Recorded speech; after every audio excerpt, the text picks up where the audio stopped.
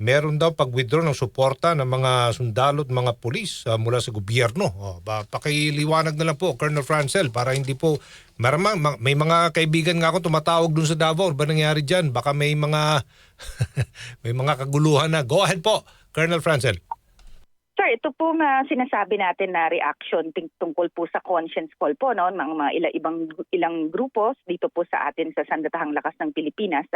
Nililinaw natin dito, Sir Aljo, na ang AFP po, through these years po, no, na-prove natin that we have been a professional organization. Nag-evolve na po tayo. Ang katapatan po ay malinaw sa saligang batas po at sa sambayan ng Pilipino. Ang hinihiling nga po natin dito is that we remain to be insulated po from politics. And dito nga po, no, para matugunan po namin, ito po talagang mandato natin to defend the people and the state.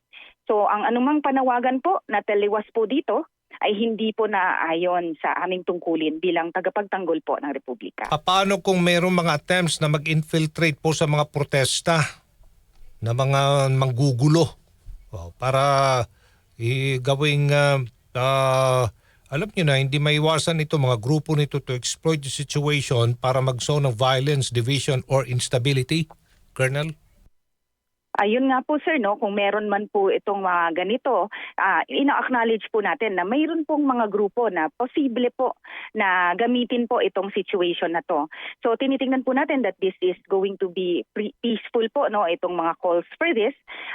Kaisa naman ninyo po ang AFP for this freedom of expression, but nonetheless po kung kinakailangan pong sumuporta kami for law enforcement dito po sa ating Philippine National Police, susuporta po ang AFP, sir. Humingi ng tulong yata sa inyo si Secretary Dizon para sa kanyang ginagawang malawakang pag-inspeksyon ng mga proyektong nahaluan ng katiwalian. Ano pong tugon ng AFP dito, Colonel? Yes, sir. Bukas naman po ang Sandatahang Lakas ng Pilipinas para sumuporta po sa iba't ibang ahensya sa panawagan po sa AFP.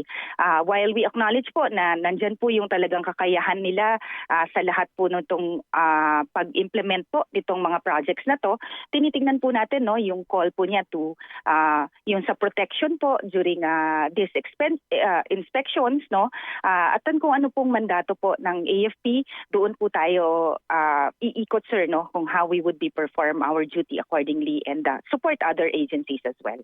Maraming salamat po, Colonel Francel Padilla ng Armed Forces of the Philippines.